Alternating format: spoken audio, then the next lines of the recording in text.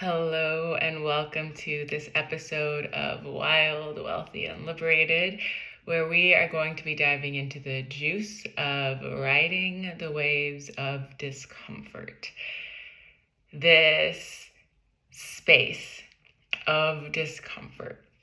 is one that you will be in time and time again as you are growing and as you are expanding in your work, in your leadership, in your love, and in your beingness as you're breaking through new walls of your own limitation and what you think or believe you get to have or be or experience, and learning how to navigate those waves and learning how to sit with the discomfort has the capacity to transform your entire life. What most people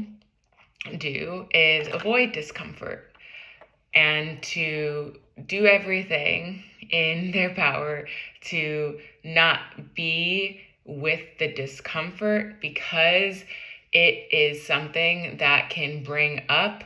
all of the fears or the doubts or the insecurities around who you are actually destined to become or create yourself as, which more often than not, what I see in my world, in my being, and in my community and the people I work with is that how much grace and trust and faith and pleasure you can bring into the discomfort is what allows it to truly be a catalyst. To be a catalyst of transformation, to be a catalyst of owning your magic and seeing and feeling the magic of spirit at work, working for your highest unfolding and allowing you to drop deeper into your liberation, the liberation from the self that has been contained or restrained or suppressed by the ideas or the stories or the constructs and the social conditioning that has led in the past to you not making strides in the way that you want to be. And my journey with discomfort has been so profound, and learning how to ride the waves with as much pleasure and joy and play has anchored me into a deeper trust in myself and a deeper trust in life than I ever knew was possible for myself. And this is true with all career paths, but the spiritual entrepreneur path or the entrepreneur path is one that is so unique to this experience because you are really putting yourself out there while you are going through initiation after initiation of what feels the truest for you to be expressing yourself and to be seen and to be heard in owning new depths of your own power, as well as sharing that with the world and allowing other people to receive that from you. And the way that I see and experience entrepreneurship is as an art form. I am an artist and I work with creatives and leaders and multi-dimensional humans who are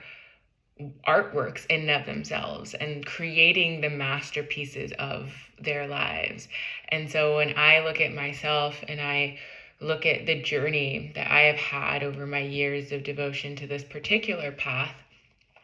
I see all of the stages where the discomfort almost felt unbearable and how differently my life would be right now if not for choosing to be with that discomfort and show up anyways. I had a conversation with one of my clients recently that also brought up some really beautiful reflections around intimacy and sexuality and sensuality and vulnerability with the body. And in a female body, having this relationship to what it means to be in the female body when there is there's hardness that can make it feel unsafe to be in the softness. And so that piece also has really come in strongly for me around discomfort as well, because a lot of the time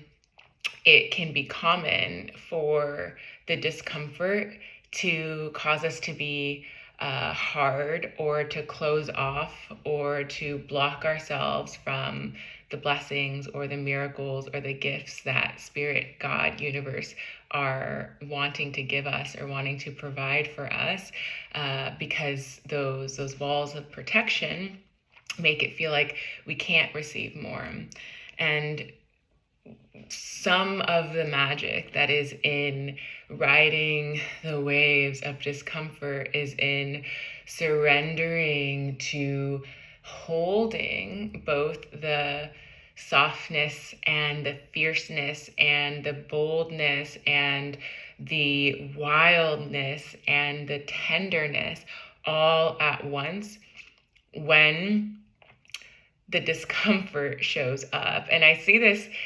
with sexuality, just tends to be an area where we can physically feel it a lot more than we might feel it in other areas of our life, of like when we feel uncomfortable, what shows up in that space, like in our bodies, how we can retract or close or become tight and tense. And through new adventures or explorations of our body and of our sexuality, these are also pushing those pleasure edges of, oof, can I soften here? Can I open here? Can I receive pleasure here? Can I let myself go where I desire to go, even though I've never gone here before? But this is a reflection for all areas of life, especially as leaders and as human beings that are ambitious and that have big dreams, of letting yourself be present with what is being asked of you from your spirit, from your soul, where you are being called to move forward, and also being able to shift that discomfort into the excitement or into the knowing that what's on the other side is so much more satisfying and fulfilling and meaningful than what was existing on the previous side, the other side of it. And speaking into my own experience with this, I know that one of the most uncomfortable things I've ever gone through in my entire life, where it's such a beautiful encapsulation of this being embodied, was last year. I decided that I wanted to go on this journey to South America. I had felt this calling for years, and it was very conditional on having the money to have the freedom that I wanted to experience while I was there, to having the trust in myself to go into a particular period of my life where I wasn't planning, where I didn't have like a full itinerary. I didn't have things booked out months in advance. I didn't even have a return flight yet, where I was holding my business and serving my clients and expanding my offerings. And I was also in the freshness of a devastating breakup, where there was at the beginning of that year, agreements and attachments that I had that had this picture, this image of what that year was going to look like. And so when I decided that I wanted to go on this journey by myself now, and that it was a pilgrimage, a spiritual pilgrimage, where I was going to lean into the most trust and faith in spirit and in my own soul's guidance than ever before, removing myself from the Virgo moon planning and wanting to control my experience and my environment and my idea of what it was supposed to look like or what it was supposed to be, and just let myself be in that discomfort of releasing that control and fully surrendering to life and fully surrendering to my own wisdom that was not logical, that didn't make any quote unquote sense. It was purely from the messages and the signs that I was receiving from spirit and from my own intuition telling me that this is where I was meant to be going. And learning to listen for one step at a time versus having 10 steps ahead. And like my first solo trip ever was, how long was that? I believe it was like it was around 10 years ago was the first time I ever traveled alone, but I was also in the safety of a container. I was studying abroad in Europe. And then a few years after that, I did my first solo trip that was not with any program and not with any other organization in Africa. But this was different because this was me choosing to not have an agenda, to go completely free of an agenda while just holding really strong intentions. And what happened, I booked my flight. There was a specific retreat by a dear soul sister who's extraordinarily powerful that I felt called to join. And that was it in terms of what I had planned. I knew that what I was going to be experiencing was going to reveal my next steps as I went. And this is just, you can use it as a metaphor for how it's applying for your life in any area where you're feeling uncomfortable or where there is discomfort in being in the unknown and being in the uncertainty of what's going to happen. And what happened for me, this is one of my most powerful initiations of my entire life, is I don't want to say forced, but strongly encouraged to take things so much slower in my life, to take my relationship with my body, my relationship with my business, my relationship with people so slow to the point where every day was leading me into the next day. And I ended up sitting with some incredible teachers and elders and guides throughout my time there, and sat in a ceremony which will be a whole episode in and of itself. I'm not going to get into that now, but what came from that was my need to be by myself in the jungle for about a month, away from technology, away from other people, and be purely connected to my own being and my tools and the resources that were available to me at that time, which were the abundance of the lusciousness of life all around me in the jungle. It's very, very full of life and vibrancy. My yogic practice, I'm a yoga teacher, and really feeling that call to deepen in my own practice and my own embodiment of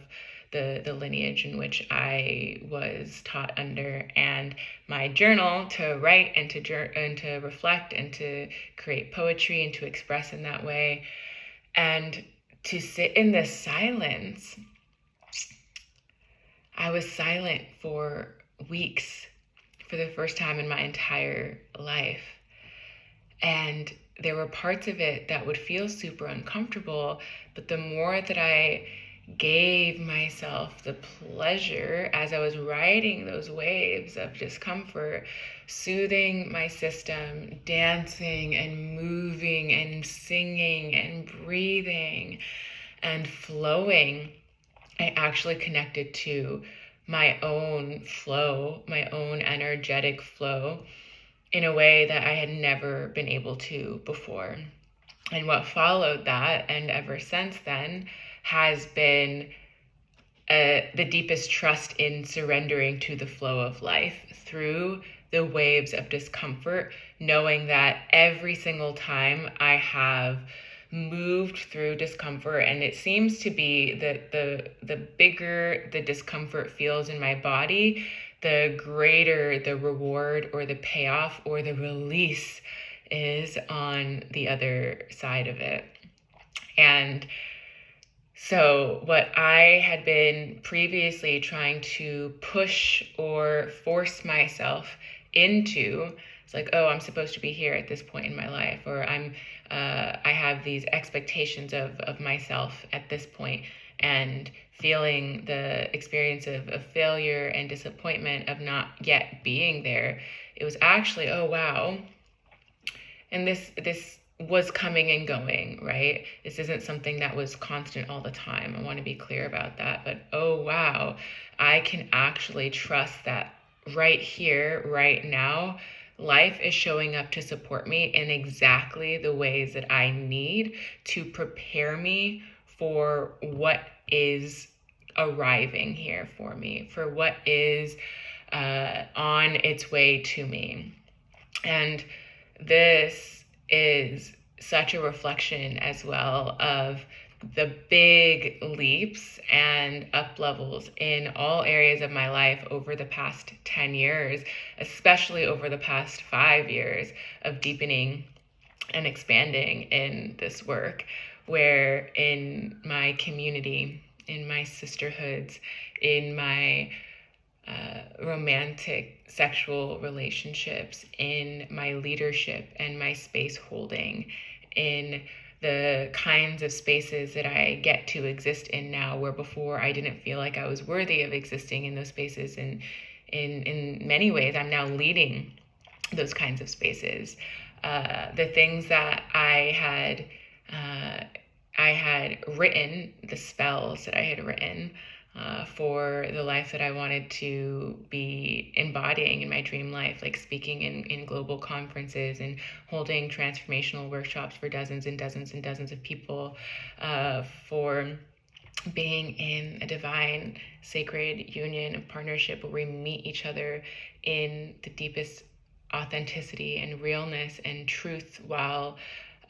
amplifying each other's gifts and supporting in our journey, and feeling so nourished by my own love and by the love that I share. All of these things that are continuing to up level, right? They came with the discomfort of the space in between them happening. The space in between them happening, and me deciding that it's what I desired and wanted to be cultivating and nurturing and growing for myself in the one lifetime that you have to live on purpose, to feel liberated in your body, to experience the kind of wealth that is rooted and anchored and built on the foundation of richness in quality of life. So less about materialism and about an accruement or hoarding of money. None of that when I'm talking about wealth. I'm meaning the kind of wealth where you're happy and joyous with how you are experiencing yourself. Not all the time, because we're human and we have our messiness. I sure do. And my imperfections and the dark periods or the low periods, or where we are being called to navigate with higher discernment or intentionality, or our humanity, right? So all of that is a part of it in living a wealthy life. The way that I see it and the way that I live it is being free and the kind of free that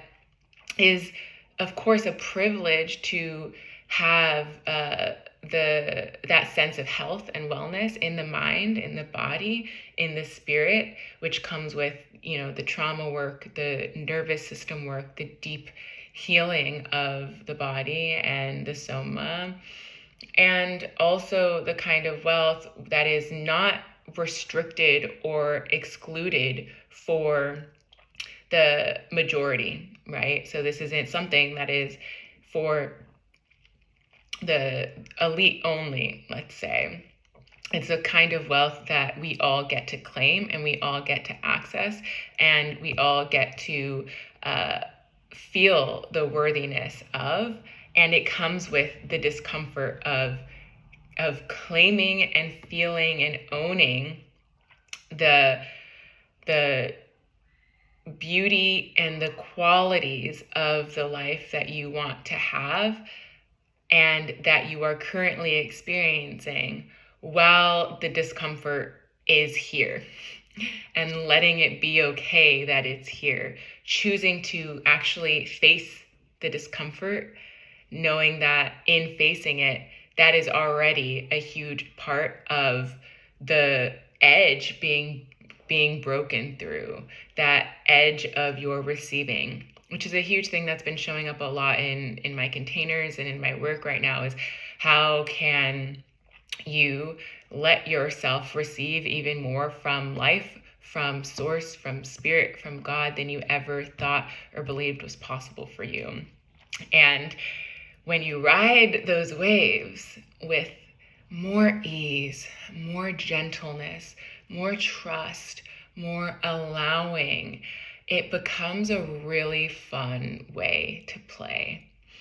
Discomfort actually can be something that turns you on. It can actually be something that excites you. It can be this signal of, oh, here I am, growing, expanding, rising in my next level of ownership, of leadership. And I get to let myself play in this space and feed myself, feed my spirit, feed my soul, feed my heart in this place. What do I get to receive even through this discomfort? And how can I ease myself into what I am now stepping into? So that's the juice around riding the waves of discomfort. And there's so much more here, as there always is, but I am going to close us off here for today's episode, and I'm excited to be sharing more with you around these pieces. And thank you for tuning in to this week's episode.